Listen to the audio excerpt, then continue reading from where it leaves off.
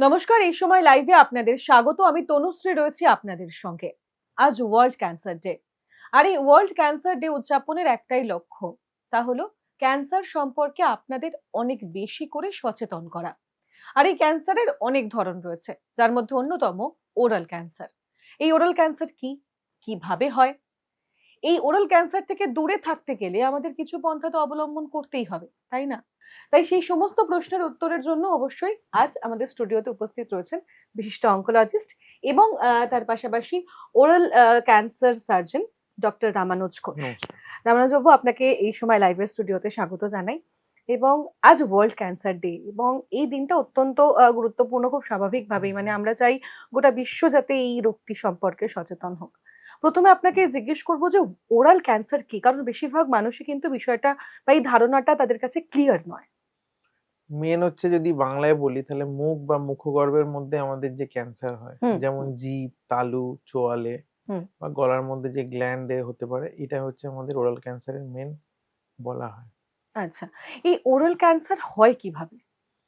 Oral cancer দেখুন, আমাদের যদি ১০০টা করে পেশেন্ট পাই হুম, বা ডিটেক্ট করা হয়, হুম, ডিটেকশন হয়, হুম, তার মধ্যে 95% কিন্তু হুম। টোব্যাকো রিলেটেড হয়। আইদার আচ্ছা, চিউইং ফর্ম অফ টোব্যাকো বা স্মোকিং ফর্ম বা অ্যালকোহল কনজাম্পশন এ হয়। আর বাকি যে 5% থাকে তার মধ্যে বিভিন্ন আছে, কোনো সময় জেনেটিক একটা মিনিমাল কারণ হতে পারে, ভাইরাস রিলেটেড হতে পারে, বা মুখে যে আমরা ডেঞ্চার পড়ি সেটা থেকে অনেক সময় ঘষে হয়, বা আচ্ছা, কোনো শার্প টুথ থেকে বারবার কামড় পড়ছে সেটা থেকেও কিন্তু হয়। এটা একটা আচ্ছা। পার্ট। কিন্তু মেজরিটি যেটা কনসার্ন সেটা হলো যে টোব্যাকো চিউইং থেকে মেইনলি আসে। আপনি যে বললেন যে বারবার এই শার্প টুথ থেকে হয়। মানে আমরা খেতে, খেতে অনেক সময় হয় না মুখে কামড় পড়া, আমরা যেটা অনেক সাধারণভাবে সময় বলি। দেখবেন কোনো এটা বয়স্ক পেশেন্টদের মেইনলি আমরা পাই, যাদের আচ্ছা। হচ্ছে একটা শার্প টুথ অনেকগুলো হয়তো মুখে আছে, হুম, যেটা থেকে বারবার ঘর্ষণ হচ্ছে। আচ্ছা। সেটা থেকে কিন্তু অনেক সময় জিভের বা গালের ক্যান্সার ডিটেকশন হয়। আচ্ছা, মানে ওরকম ধরনের কিছু যদি দীর্ঘদিন ধরে থাকে তাহলে কি সেটা আমাদেরকে আমাদের হচ্ছে ডাক্তার দেখানো উচিত বা সেই আচ্ছা। জিনিসটাকে যাতে না হয় সেটা করা উচিত। ওরাল ক্যান্সারের আ উপসর্গগুলো কি, কি? মেইন উপসর্গ কি? মেইন উপসর্গ দেখুন, মানে যেকোনো ঘা মুখের মধ্যে, সেটা জিভে হতে পারে, হুম, গালে হতে পারে, হুম। বা মনে করুন আমাদের চোয়ালের মধ্যে হতে পারে। যদি সেটা ২ থেকে ৩ সপ্তাহে না কমে, হুম, তাড়াতাড়ি বাড়ছে, হুম, ব্লিডিং হচ্ছে, হুম। বা অনেক কারণে মনে করুন অনেকগুলো দাঁত নড়ছে, ব্যথা হচ্ছে, মুখের আচ্ছা, মধ্যে ফুলে গেল, বা মনে করুন আমার ভয়েস চেঞ্জ হচ্ছে, নাক দিয়ে বা কাশলে অনেকদিন ধরে রক্ত বেরোচ্ছে।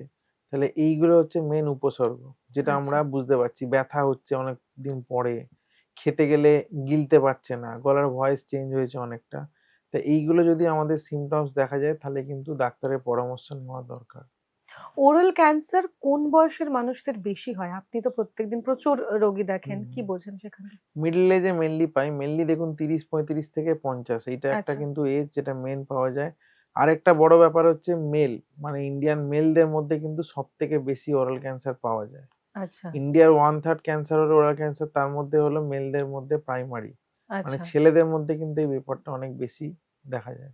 যেহেতু ব্যাড হ্যাবিটস যেগুলো আপনি বলছিলেন সেগুলো সেগুলো ছেলেদের মধ্যে হুম, বেশি থাকে, যে কারণে হচ্ছে ছেলেদের মধ্যে এটা হুম। মেইনলি পাওয়া যায়। ফিমেলদের যদি কখনো ওরাল ক্যান্সার হয়, আ তাদেরও কি শুধু এই কারণে না অন্যান্য কারণেও অন্য হতে পারে? কারণে থাকে, অনেক সময় ভাইরাস রিলেটেড কারণে হয়। আচ্ছা। তো ফিমেলদের মধ্যে ওটাও হুম, একটা পার্ট পাওয়া যায়। হুম, হ্যাবিটস ও একটা কারণ থাকে। অনেক সময়তেই মনে করুন যে দেখা যায় সুপুরি যারা খাচ্ছে, ঠিক আছে? হুম, বা আমাদের মনে করুন দেখবেন মাঝে যেটা হচ্ছে মানে গুল যেটা আমরা বলি, হুম, ইউজ হয় অনেক জায়গাতে আছে। তারপরে এইটা হচ্ছে খয়ের ইউজ করা। এইগুলো কিন্তু হুম। একটা পার্ট থাকে যেটা থেকে কিন্তু ক্যান্সার ফিমেলদের মধ্যেও ডেভেলপ হয়। আ অনেককে আমি দেখেছি যে পান খান খুব। হুম। সেখান থেকে কি ওরাল ক্যান্সার হওয়ার চান্স সম্ভাবনা আছে, আছে? কেন পানের মধ্যে তো আমাদের খয়ের আছে, জর্দা আছে, হ্যাঁ, সুপুরি এই রয়েছে। সুপুরি রয়েছে। এই ৩ টেই কিন্তু একটা পার্ট হচ্ছে ওরাল ক্যান্সারের। তাহলে তো শুধু সুপুরি খাওয়াটা খুব বিপজ্জনক নাকি? সুপুরিও সবসময়তেই তাই। সুপুরি থেকে হ্যাঁ, আরেকটা জিনিসও হয় যেটাকে আমরা বলি সাবমিউকাস ফাইব্রোসিস, হুম, মুখ ছোট হয়ে যায়। তো হুম। এটাও কিন্তু একটা প্রবলেম, ইন্ডিয়াতে খুব কমন এটা পাওয়া যায়। আচ্ছা। ইন্ডিয়াতে বেশি এই ওরাল ক্যান্সার হওয়ার কারণ কি? কারণ হচ্ছে চিউইং ফর্ম অফ টোব্যাকোটা ইন্ডিয়াতে খুব বেশি। যেটা আমাদের আচ্ছা, ইউরোপ বা ওয়েস্টার্ন কান্ট্রিতে নেই। ওদের ওখানে স্মোকিংটা বেশি আছে। হুম, ইন্ডিয়াতে কিন্তু যেটাকে আমরা গুটকা বলছি বা খৈনি বলছি, এগুলো কিন্তু ইন্ডিয়াতে অনেক বেশি কনজাম্পশন হয়। হুম। যে কারণে আমাদের ইয়াং মেলস দের মধ্যে ওরাল ক্যান্সারটা খুব বেশি পাওয়া যায়। আচ্ছা। আ আমরা যখন কথা বলছিলাম অফ ক্যামেরায় তখন আপনি একটা খুব গুরুত্বপূর্ণ পয়েন্ট বলছিলেন যে সময়টা খুব ইম্পোর্টেন্ট। এক্ষেত্রে দাঁড়িয়ে সময়টা কিভাবে কাজ করছে? সময় বলতে দেখুন, মনে করুন একজনের একটা ঘা বেরোলো হুম, বা একটা সিম্পটমস হচ্ছে। হুম, হুম। সে একটা ডাক্তারকে দেখালো। যেটা আমাদের এখানে একটা বিশাল প্রবলেম, সেটা হলো হেলথ এডুকেশন, আচ্ছা। অ্যাওয়ারনেস এইগুলো হুম, কিন্তু আমাদের মানে জেনারেল পাবলিকের মধ্যে খুব কম। হুম, তাকে হয়তো কেউ একজন বলল যে আপনার এই ঘাটা ঠিক লাগছে না, আপনি একটা চিকিৎসা করতে হবে বা হুম, একটা ডাক্তারের পরামর্শ নিন। হুম। সে আবার হয়তো ওষুধপত্র খেয়ে দেখালোই না, টাইম ওয়েস্ট করলো। তারপরে তার ব্যথা যন্ত্রণা হবে। ১ম এ কিন্তু পেইনলেস থাকে। যখন আচ্ছা। ব্যথা যন্ত্রণা বাড়ে তখন সে হয়তো দেখালো। হুম, তারপরে হয়তো দেখা গেল যে আমরা বায়োপসি করতে বললাম। মেইন টুল হলো diagnosis of oral cancer is biopsy. আচ্ছা। দিয়ে সিটি স্ক্যান, এমআরআই যেটা লাগে করতে বলা হলো। হুম, করার পরে হয়তো তাকে চিকিৎসার জন্য বলা হলো। দেখা গেল সে আরো কিছুদিন নষ্ট করল। এবার একটা ডায়াগনোসিস করার পরে তার চিকিৎসা মোটামুটি আমরা বলি ২ সপ্তাহের মধ্যে যেন সবকিছু শুরু হয়। হুম, এবার কোনো কারণে সে, যেটা খুব কম আমরা পাই, যে আমাদের কাছে যে ডায়াগনোসিস হলো, হুম, হয়ে সে অন্য জায়গায় চলে গেল। হুম। সেখানে গিয়েও ১-২ মাস কাটিয়ে ফেলল। তাহলে আল্টিমেট আচ্ছা। দেখা গেল একটা ডায়াগনোসিস আর ট্রিটমেন্ট এর মধ্যে ২ মাস ৩ মাসের গ্যাপ। হুম। যখনই আপনার লেট স্টেজে ধরা পড়ছে তখনই তার স্টেজ বাড়ছে, কিওর হুম, এর চান্সটা কমছে। হুম, তো এই কারণে হচ্ছে টাইম হচ্ছে বিগেস্ট ফ্যাক্টর। যে যেখানে যার রোগ ধরা পড়ুক বা সিম্পটম থাকুক, প্যানিক না করে বা চারিদিকে সে হয়তো তাকে একেকজন একেক রকম পরামর্শ দিচ্ছে। হুম। কখনো সে এটা ভাবে না যে যাদের কাছ থেকে পরামর্শ দিচ্ছে তারা তো স্পেশালিস্ট না। একদম। তার থেকে ভালো একটা, এখন প্রচুর ক্যান্সার সেন্টার হয়েছে। সরকারি বলুন, বেসরকারি বলুন। একবার হুম, যদি গিয়ে সে কথা বলে, কারণ ট্রিটমেন্ট প্রোটোকলটা সেম, তাহলে সে হুম। তাড়াতাড়ি ডায়াগনোসিস হয়, তাতে তার চিকিৎসা তাড়াতাড়ি শুরু হয়, রোগ থেকে সে মুক্তি পায়। আপনি বলছিলেন যে এই ক্যান্সার চিকিৎসার বা ওরাল ক্যান্সারের ক্ষেত্রে হোক, অন্যান্য ক্যান্সারের ক্ষেত্রে হোক, ট্রিটমেন্ট পদ্ধতি সব জায়গায় সমান। তাহলে আমরা আশা করতে পারি যে এখানেও একইভাবে ট্রিটমেন্ট হয়? হুম। মানে এটা একটা পুরো প্রোটোকল বেস। আচ্ছা। যার অপারেশন লাগবে তাকে অপারেশন করা, হুম, যার কেমোথেরাপি লাগবে, যেমন ব্রেস্ট ক্যান্সার ডায়াগনোসিসটা সেম, একটা হুম, এফএনএসি করা হচ্ছে কি বায়োপসি, তার সঙ্গে আমাদের সিটি স্ক্যান, ম্যামোগ্রাফি যা করা হয়। হুম, ওরাল ক্যান্সারে যেমন সিটি, এমআরআই, তার সঙ্গে বায়োপসি। করার পরে যে ট্রিটমেন্টটা লাগে, হুম। সেটা কিন্তু পদ্ধতিটা সব জায়গাতেই সেম। আচ্ছা। সেটা সে পশ্চিমবাংলায় করাক, সরকারিতে করাক, বেসরকারিতে করাক, কি সে ভারতবর্ষের অন্যান্য প্রান্তে যাক, কি ইন্ডিয়ার বাইরেও যাক, হুম, ট্রিটমেন্ট প্রোটোকলটা সেম। যে হুম, যদি অপারেশন করা যায়, মেইন প্রাইমারি জিনিসটা হলো অপারেশন করা, হুম, গোল্ডেন স্ট্যান্ডার্ড ট্রিটমেন্ট। হুম, অপারেশন করে আমরা রোগটা বার করছি। হুম, তারপরে আমাদের রেডিওথেরাপি, কেমোথেরাপি লাগে। হুম। অনেক ক্ষেত্রে আমরা অপারেশন না করতে পারলে কিন্তু আবার কিমোথেরাপির দ্বারা রোগটাকে ছোট করে আবার অপারেশনের চেষ্টা করা হয়। তাহলে আচ্ছা। ওভারঅল কিন্তু একটা প্রোটোকল বেস, সব জায়গাতেই সেটা ফলো করা হয়। হুম, আরেকটা পার্ট আমাদের ক্যান্সারে যেটা আছে, সেটা সরকারি বা বেসরকারিতে, সেটা হলো আমরা বলি কি, টিউমার বোর্ড বলে একটা কথা আছে। আচ্ছা। এখানেতে কি হয়, মনে করুন একটা পেশেন্টের যদি কোনো কারণে ডাউট থাকে যে আমি হুম, অপারেশন করাবো, না আমি কেমো নেবো, না রেডিয়েশন নেবো, তাহলে সরকারি কি বেসরকারিতে একটা করে উইকলি ডে ফিক্স থাকে। আচ্ছা। যেখানে মনে করুন যারা কেমো দিচ্ছে, যারা রেডিয়েশন দিচ্ছে, আমরা যারা সার্জেনরা আছি, হুম, যারা প্যাথোলজিস্ট যে ডায়াগনোসিস করে টিস্যু, বা যা সিটি স্ক্যান বা এমআরআই যারা ডাক্তার আছে, সবাই হুম, মিলে বসে একটা বোর্ড করে পেশেন্টকে কিন্তু ট্রিটমেন্টটা বোঝানো হয়, তার বাড়ির লোককেও, এবং একটা ইউনিফর্ম মাল্টিডিসিপ্লিনারি বোর্ড করে তাকে ট্রিটমেন্ট প্রোটোকল দেওয়া হয়। এই আচ্ছা, ফেসিলিটি কিন্তু সরকারি বা বেসরকারি ওভারঅল ইউনিভার্সালি সবকটা ক্যান্সার সেন্টারে আছে। আচ্ছা। তো কোনো কারণে যদি মানুষের বিভ্রান্ত হয় যে কি হুম, করব? হ্যাঁ, হ্যাঁ। কারণ যেটা মেইন আমরা দেখতে পাই যে একটা পেশেন্ট আমার কাছে ডায়াগনোসিস হলো, হুম, তাকে বাড়িতে কেউ কোথাও বোঝালো, সে চলে গেল বাইরে কোথাও। হ্যাঁ। দিয়ে সেখানে আবার ২ মাস সে ঘুরলো, দিয়ে কোনো কারণে ফাইন্যান্সিয়াল কারণে বা ডেট পাচ্ছে না, আবার ফিরে এলো। ফিরে এলো, তখন হ্যাঁ। দেখা গেল আর কিছুই করা যাচ্ছে না, হুম, হয়তো বলে দিলাম অপারেশন হবেই না। হুম, সেক্ষেত্রে যদি ডাউট থাকে তো নিকটবর্তী যেকোনো ক্যান্সার সেন্টারে কিন্তু মানুষ যদি যান, হুম, তাহলে সময় নষ্ট না করে চিকিৎসাটা করাতে পারেন। একেবারে। যখন আমরা চিকিৎসা পদ্ধতি নিয়ে কথা বলছি, সেক্ষেত্রে তাহলে অবশ্যই সেই সূত্র ধরে একটা বড় প্রশ্ন আসে। যেহেতু মানে এই ক্যান্সার আক্রান্তের সংখ্যা বিশেষত যারা আর্থিকভাবে দুর্বল তাদের অনেকের আছে। হুম, হুম। সেই মানুষগুলোর কি উপায়? কারণ তাদের পক্ষে তো হয়তো অত পরিমাণে খরচ করা সম্ভব নয়। না, ইভেন ওরাল ক্যান্সারেরও একটা হিউজ নাম্বার অফ পেশেন্ট কিন্তু লো হুম, সোসিও ইকোনমিক স্ট্যাটাস থেকে আসছে, বা একদম। যারা পারছে না। কারণ একটা মনে করুন অপারেশন করা, হুম, সেখানে থাকা, তারপরে তার রেডিওথেরাপি ১ মাস চলে। হুম, তা এই ক্ষেত্রে কিন্তু একটা বড় ব্যাপার হলো যে এখন গভর্নমেন্ট বিভিন্ন স্কিম রেখেছে। হুম, সেই স্কিমের থ্রু দিয়ে কিন্তু এগুলো অপারেশন, রেডিওথেরাপি, কেমোথেরাপি ৩ টেই কিন্তু করা হয়। হুম, আমার নিজেরও যে অপারেশন পেশেন্টদের আমরা করি, তার একটা বিরাট বড় পার্ট হলো যে যারা গভর্নমেন্ট স্কিমের থ্রু দিয়ে আমাদের কাছে ওটি করাচ্ছে। অনেক আচ্ছা। সময়তেই মনে করুন কেউ যদি কোথাও সক্ষম না হন, হুম, কোনো কারণে তিনি পারছেন না অপারেশন করাতে বা ক্যান্সারের ট্রিটমেন্ট করাতে বা যে বিভিন্ন রকম টেস্ট থাকে ডায়াগনস্টিক টেস্ট গুলো, সেগুলো অনেক সময় এক্সপেন্সিভ হয়। সে যদি না করাতে পারে আমাদের সঙ্গে যোগাযোগ করলে আমরা কিন্তু চেষ্টা করি কম খরচে বা বিভিন্ন স্কিমের থ্রু দিয়ে সেই ট্রিটমেন্ট গুলোর ব্যবস্থা করতে। বেশ। অর্থাৎ সেক্ষেত্রে দাঁড়িয়ে তাদের অতটা ভাবার কোনো কারণ নেই। ওরাল ক্যান্সার কি পুরোপুরি কিওর হওয়া সম্ভব? হ্যাঁ, যদি ডায়াগনোসিস ঠিক টাইমে করা যায়, হুম, যদি আমরা অপারেশন করে শরীর থেকে বার করি, তারপরে কেমো রেডিয়েশন দেওয়া যায় এবং পেশেন্ট যদি ফলো আপ এ থাকে, অনেক পেশেন্টই আছে যারা ১০ বছর, ১৫ বছর, ২০ বছর নরমাল লাইফ এ হ্যাপিলি তারা লাইফ যাবজ্জীবন চালাচ্ছে এবং নরমাল লাইফ এ ফিরে গেছেন। হুম। অর্থাৎ ওরাল ক্যান্সার থেকে বেরিয়ে আসেন যারা তাদের পক্ষে সাধারণ জীবনযাপন করা সম্ভব। অবশ্যই সম্ভব। আচ্ছা, কোন রকম ভাবনা ছাড়া যে আম অনেক রকম রুলস মানতে হবে বা নিয়ম নীতি মানতে হবে, এগুলো কি মেইন রয়েছে? হচ্ছে দেখুন মানে যেগুলো হ্যাবিট থাকে হুম, আবার যেন হুম, হুম, সেগুলো না খায়। হুম, হুম, নাহলে নরমালি তো যেরকম আমরা বাড়িতে খাওয়া-দাওয়া করছি বা যেরকম মিশছি, ঘুরছি তারাও হুম। সবকিছুই নরমালি করেন। আচ্ছা। ওরাল ক্যান্সার থেকে কিওর হওয়ার পর আ সারা জীবনে কি তাদের ওই থেরাপি গুলো নিতে হয় বা মেডিকেশন চলে? না মোটামুটি দেখুন যদি কিউরেটিভ ইনটেন্ট এ হুম, হয় হুম। মোটামুটি ১ থেকে ১.৫ মাসের মধ্যে পুরোপুরি ট্রিটমেন্টটা কমপ্লিট হয়ে যায়। আচ্ছা। তারপরে ৩ মাস ছাড়া ২ বছর তারা ফলো আপ এ থাকে। হুম, তারপর থেকে আমরা ১ বছরে একবার আসতে বলি। ৫ বছর পর থেকে পেশেন্ট হয়তো অনেক সময় ফলো আপ এ আসতে নাও হয়, বছরে একবার আমরা বলি। হুম। তাহলে যদি কমপ্লিট ফলো আপ এ ২ বছর থাকে, ২ বছর পরে কিন্তু রোগটা ফেরার চান্স অনেক কমে যায়। আচ্ছা। আমরা দেখেছি যে মানে অন্যান্য চিকিৎসকরা যারা ক্যান্সারের বিভিন্ন ধরন সেগুলির সঙ্গে যুক্ত, তাদের বক্তব্য যে ব্যাড জিন খুব একটা বড় এফেক্ট করে। ওরাল ক্যান্সারের ক্ষেত্রেও কি ব্যাড জিন এফেক্ট করে? কোনভাবে প্রভাব করে ফেলে? সেটা খুব মিনিমাল হয়তো আচ্ছা। 1% কম্পারেটিভলি অন্যগুলোতে ব্রেস্ট এ বলুন বা অন্যগুলোতে অনেক হুম, বেশি হুম, যেটা থাকে হুম। স্পেশালি কিন্তু আমাদের ওরাল ক্যান্সারে খুব কম। আচ্ছা। ওরাল ক্যান্সার এভয়েড করতে গেলে আমাদের কি করতে হবে?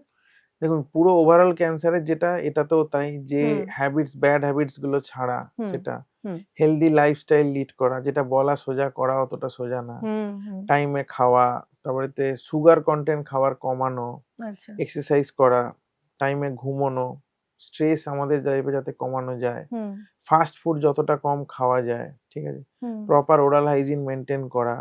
এইগুলো হচ্ছে একটা পার্ট যেটা ওভারঅল ক্যান্সারের জন্য সেটা ওবেসিটি একটা বড় পার্ট সেটাকে হুম, কমানো। এটা একটা হেলথি লাইফস্টাইল এর মধ্যেই পার্টটা আসে। হুম। আচ্ছা, দাঁতের ক্ষেত্রে অনেক সময় আমরা দেখি যে কিছু ক্যাভিটিস হুম, জন্মে হুম, বা হুম। বিভিন্ন রকমের জীবাণু থাকে। সেইটার থেকে কি কখনো ওরাল ক্যান্সার হওয়ার সম্ভাবনা আছে? নেগলিজেবল প্রায় না। তবে ওরাল হাইজিন একটা বড় পার্ট যে হুম, প্রপারলি বছরে যেন আমরা একবার করে স্কেলিং করাই। যেটাকে আমরা ওরাল হুম, প্রোফাইল্যাক্সিস বলি। হুম, সেটা করা উচিত। অনেক সময় ক্যাভিটি থাকলে সেটা দেখা উচিত। কেন শুধু not only oral cancer, oral cavity থেকে কিন্তু অনেক কিছুই আসে। যেটা থেকে হুম, কার্ডিয়াক রিলেটেড প্রবলেম আসতে পারে। অনেক সময় দেখা যায় যে ডায়াবেটিসের অনেক সিম্পটম আমরা ওখান থেকে পাই। হুম, গাম ব্লিডিং এর যে প্রবলেম গুলো থাকে সেগুলো হুম, তো মানে দেখা। কিন্তু ওরাল হাইজিন মেইনটেন্যান্স এর জন্য মানে রেগুলারলি বছরে ১ বার বা ২ বার যেন ডেন্টাল চেকআপ করা উচিত। হুম। এটা ইম্পোর্টেন্ট একটা পার্ট। আচ্ছা, ওরাল হাইজিন এর কথা যখন আমরা বলছি, আ এই প্রশ্নটা খুব স্বাভাবিকভাবেই আসে। আমরা তো বিভিন্ন রকমের পেস্ট ইউজ হুম, করি হুম। যেগুলো দাঁত মাজার ক্ষেত্রে। এই পেস্ট গুলোকে খুব দেখে শুনে আমাদের কেনা উচিত? মানে নাকি সব ধরনের পেস্ট ব্যবহার করতে পারি করা সেটা যায় সব নিয়ে রকম ভাবনি? সেটা নিয়ে খুব একটা অসুবিধে নেই। আচ্ছা। ওরাল ক্যান্সারে যারা ভুগছেন বা যারা কিওর হয়ে গিয়েছেন, তাদের খাওয়া-দাওয়ার ক্ষেত্রে কি কোনো পরিবর্তন আসে?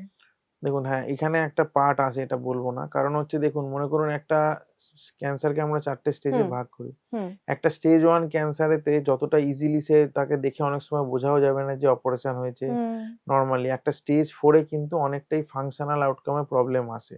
আচ্ছা। কারণ অনেক সময় তাকে নরম খাবারে থাকতে হয়। হুম, সফট ডায়েট এ মেইনলি তারা থাকে। সবসময়তে আমাদের মতো যে নরমালি খাবে সেটা না, খাবার নরম করে খেতে হয়। হুম, কিছু রেস্ট্রিকশন আসে। যখনই একটা অ্যাডভান্স স্টেজে ক্যান্সারের অপারেশন করা হয়, তার কিন্তু কিছুটা লাইফস্টাইল এ প্রবলেম আসে বা লাইফস্টাইল মডিফিকেশন অনেকটাই তার দরকার পড়ে। তবে ডিপেন্ড করে অনেক পেশেন্টই আছে যারা নিজেরা নিজেদের মতো করে অ্যাকাস্টম করে নেয়। করে সে নরমাল আবার আগের মতো কাজে ফিরে গেছে। হুম, নরমালি সে সবকিছুই বাড়িতে করছে এরকম থাকে।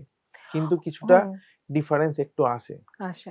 ওরাল ক্যান্সারে সার্জারি কি মাস্ট নাকি মেডিকেশন দিয়েও তা কিওর করা সম্ভব?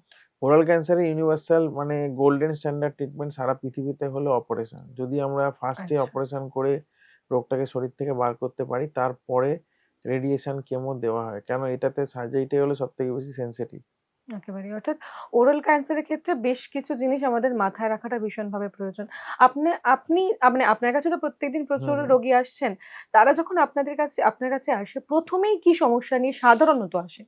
মেইনলি দেখুন যেটা আসে যে কোনো একটা মুখের ভেতরে হয়তো ঘা বা হুম, যেটাকে আমরা সিম্পল বলছি কোনো একটা মাংসের পিণ্ড আছে, হুম, বাড়ছে। হুম, সেটাকে সে দেখছে যেটা ব্লিডিং হচ্ছে, ব্যথা হুম, হচ্ছে, ফুলে গেছে হুম, বা জিভ নাড়তে পারছে না, খেতে গিলতে অসুবিধে হচ্ছে, জিভে কোনো একটা ঘা, হুম। দাঁত নড়ছে চোয়ালে বা অনেক সময় ভয়েস চেঞ্জ হয়ে গেছে ১ মাস হলো কমছে না, আচ্ছা। কাশি থাকে, নাক দিয়ে রক্ত পড়া। এই সিম্পটম গুলো নিয়েই কিন্তু মেইনলি আসে। তারপরে দেখে আমরা বিভিন্ন রকম ডায়াগনস্টিক টুল ইউজ করি যে তার হয়েছে কি হয়নি। হুম, অনেক সময় কিন্তু অনেকে আবার সচেতনও থাকে যে ছোট একটা কালো দাগ হলো বা অন্য কোনো ঘা হলো এসে কিন্তু দেখায়। হুম। আবার অনেক সময় নেগলেক্টেড থাকে যে দেখা গেল তার ৩ মাস ধরে একটা ঘা হয়েছে, সে বাড়ির লোককে দেখেইনি। বলেইনি বা হ্যাঁ, নিজেও কিছু করেনি। ৩ মাস পরে সে যখন প্রচন্ড কষ্ট হচ্ছে তখন এসে তখন সে দেখাচ্ছে। দেখাচ্ছে।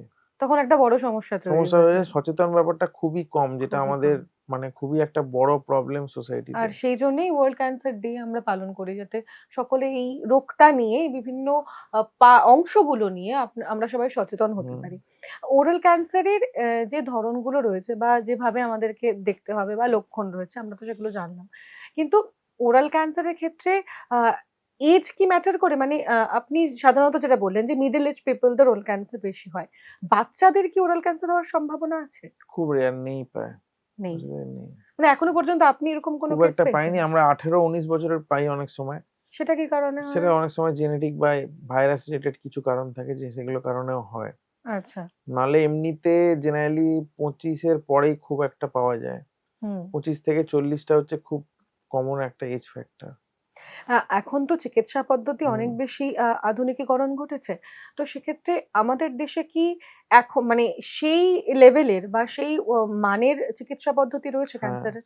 এখন ক্যান্সারের মানে ইচ অ্যান্ড এভরিথিং যেটা দরকার সেটা হুম, মানে যদি পশ্চিমবাংলাতেও বলেন গভর্নমেন্ট লেভেল, প্রাইভেট লেভেল দুটোতেই সেম স্ট্যান্ডার্ড এর ট্রিটমেন্ট যেটা সারা ওয়ার্লড এ গেলে পাবে সেটা এভেইলেবল আছে আচ্ছা। এবং সারা ভারতবর্ষ। মানে মানুষকে এরকম নয় যে পশ্চিমবাংলায় চিকিৎসা করালে ভালো না বলে বাইরে হুম, চলে যেতে হবে, এটা কিন্তু কখনোই নয়। হুম, একটা গোল্ডেন স্ট্যান্ডার্ড ট্রিটমেন্ট সব জায়গাতেই ফলো করা হয়। প্রচুর ক্যান্সার সেন্টার সরকারও খুলেছে, প্রাইভেটেও হয়েছে। ইজিলি এখানেতেই চিকিৎসা পাওয়া যায় বা করা যায়। কারণ সবসময় যে ক্যান্সারের একটা মেইন প্রবলেম হলো যে একটা অপারেশন করা, রেডিয়েশন করা একটা ১ থেকে ১.৫ মাস ২ মাসের ধাক্কা। হুম। তাহলে একটা পেশেন্ট যখন পশ্চিমবাংলা থেকে বাইরে যাচ্ছে, নট অনলি সে চিকিৎসা করাচ্ছে, হুম। তাকে তো বাইরে থাকতে হচ্ছে, খেতে খরচা, হচ্ছে, হ্যাঁ, প্লাস প্রচুর। তার সঙ্গে ২ টো লোক থাকছে, যারা হুম, মনে করুন হুম, তাদের লোকাল এরিয়াতে হুম, কাজকর্ম ছেড়ে, তাহলে হুম, ওভারঅল কিন্তু একটা বড় ফাইন্যান্সিয়াল বার্ডেনও আছে। হুম। তো যে কারণে আপনি এখন আমাদের এখানেও যে হারে চিকিৎসা পদ্ধতি এসে গেছে বা সেম স্ট্যান্ডার্ড এর চিকিৎসা কিন্তু আমরা ওয়েস্ট বেঙ্গলেও পাচ্ছি। আচ্ছা। সেখানে সে ঘরের কাছে ইজিলি অ্যাপ্রোচেবল, তার হুম, প্রবলেম হলে হুম, ডাক্তারকে পাচ্ছে, ল্যাঙ্গুয়েজ ব্যারিয়ার থাকছে না। হুম, প্লাস তার সোশিও ইকোনমিক্যালি সে ইজিলি যাতায়াত করতে হবে। আমাদের হুম। ওয়েস্ট বেঙ্গলে যখন চিকিৎসা হচ্ছে তাকে কিন্তু ১ মাস থাকতে হচ্ছে না। সে যাতায়াত একদমই। করতে পারছে। হ্যাঁ, তাহলে এই একটা ব্যাপার যে সেক্ষেত্রেও দেখা যাচ্ছে অনেক সময় সোশিও ইকোনমিক স্ট্যাটাস বা সময় নষ্টটা কম হয়। হুম। ওরাল ক্যান্সার এভয়েড করতে গেলে বেসিক নরমস আমাদের কি ফলো করতে হবে? বেসিক নরমস হচ্ছে দেখুন একটা হলো যেটা ওরাল ক্যান্সারের সুবিধা হলো সেলফ এক্সামিনেশন ব্যাপারটা আছে। হ্যাঁ। তাহলে আমরা নিজেরা একবার করে দেখছি যে কি হচ্ছে না হচ্ছে, কোনো চেঞ্জেস পাচ্ছি কিনা। হুম, কোনো হোয়াইট দাগ দেখতে পাচ্ছি বা কিছু লাল রঙের বা কোনো ব্যথা বা কোনো ঘা, এটা একটা। ২য় কথা প্রপার ওরাল হাইজিন মেইনটেইন করা। হুম, ৩য় কথা হ্যাবিটস গুলো যদি কারো থাকে সেগুলোকে বর্জন করা। Specially chewing form of tobacco এটা একটা বড় ফ্যাক্টর ইয়াং জেনারেশন হুম, এর মধ্যে প্রচুর এটা থাকে। এইগুলো থাকে। তাছাড়া যেগুলো আমাদের প্রপার হেলথি ডায়েট ফলো করা, ফ্রুটস এড করা, ভেজিটেবল খাওয়া, সুগার হুম। কনটেন্ট শরীরে যতটা কমানো যায়, এক্সারসাইজ করা। তাহলে এইগুলো বেসিক নরম যেকোনোভাবে মেইনটেইন করলে বেটার। এই যে আপনি বললেন যে খাওয়া-দাওয়া একটা মেইনটেইন করা। অর্থাৎ একটা হেলথি লাইফস্টাইল আমাদেরকে মেইনটেইন করতে হবে। মানে আপনিও তো প্রচুর সারাদিনে বিজি শিডিউল এর মধ্যে থাকেন। প্রচুর রোগীর সঙ্গে কথা বলতে হয়। ট্রিটমেন্ট, সার্জারি করছেন। আপনি কিভাবে এই বেসিক নরমস গুলো ফলো করেন? মানে হয়তো সেখান মানে থেকে চেষ্টা করি আমরা কোনো পুরোটা আমরাও পারি না। হয়তো হুম, প্রপার টাইমে অনেক সময় খাওয়া হুম, হয় না। হুম, কার্বোহাইড্রেটটা চেষ্টা করি কম খাওয়া। হুম, উইকলি ২-৩ দিন এটলিস্ট চেষ্টা করি এক্সারসাইজ করা। হুম, এবার করলেও স্ট্রেস লেভেল সবারই কমানো মুশকিল বা সবসময় হেলথি লাইফস্টাইল না হলেও মানে এটাই দেখা যে চেষ্টা করা যে যাতে ফাস্ট ফুড যতটা কম খাওয়া যায়। একদম, একদম। কারণ আগেকার দিনে এই প্রবলেম গুলো ছিল না। হুম, এখনকার দিনে জাঙ্ক ফুডের জন্য প্রচুর প্রবলেম হুম, আসছে। হুম। ওয়ার্ল্ড ক্যান্সার ডে উপলক্ষে এই সময় লাইভের দর্শকদের জন্য কি বলতে চাইবেন? মানে এটাই বলব ওয়ার্ল্ড ক্যান্সার ডে তে যে কোনোভাবে যদি মানে মানুষ এই সাইন সিম্পটম গুলো তার মধ্যে দেখা দেয় বা যদি ক্যান্সারে আক্রান্ত কোথাও হয়ে থাকে বা তার চেনাশোনা কেউ যদি হয়ে থাকে তাহলে প্রপার টাইমে সেটাকে চিকিৎসা করান। হেলদি লাইফস্টাইল মানুষ যেন লিড করে, হ্যাবিটস যাতে ছাড়া যায় সেটা দেখা। আর মানে নিজে অ্যাওয়ার হওয়া, লোককেও সেটা করা যে প্রপার টাইমে যদি চিকিৎসা করা যায় মানুষ কিন্তু পুরোপুরি সেরে উঠতে পারে। একেবারে। অর্থাৎ নিজের জন্য সময় বের করাটা খুব গুরুত্বপূর্ণ। নিজের যত্ন নিন, সেটা ভীষণভাবে দরকার। কারণ আজকাল আমরা এত বেশি জটিল একটা লাইফস্টাইল লিড করি, সেখানে দাঁড়িয়ে নিজের জন্য সময় বার করাটা খুব কঠিন হয় বটে, কিন্তু সেটা খুবভাবে ইম্পোর্টেন্ট। এই ওয়ার্ল্ড ক্যান্সার ডে তে আজকের এই সেশন, আজকের এই আলোচনা আশা করি আপনাদের অনেক বেশি সাহায্য করবে এবং প্রচুর প্রশ্ন আপনাকে আমি করলাম। সেই প্রশ্নের উত্তরের মাধ্যমে আপনাদের অনেক কাছে আমরা পৌঁছতে পেরেছি। এটাই আশা করা যায়। আপনাদের অনেক প্রশ্নের উত্তর আমরা দিতে পেরেছি। সুতরাং আজকে এখানেই শেষ করছি। কিন্তু অবশ্যই আপনারা ভালো থাকবেন, সুস্থ থাকবেন এবং এই সময় লাইভের সঙ্গে থাকবেন।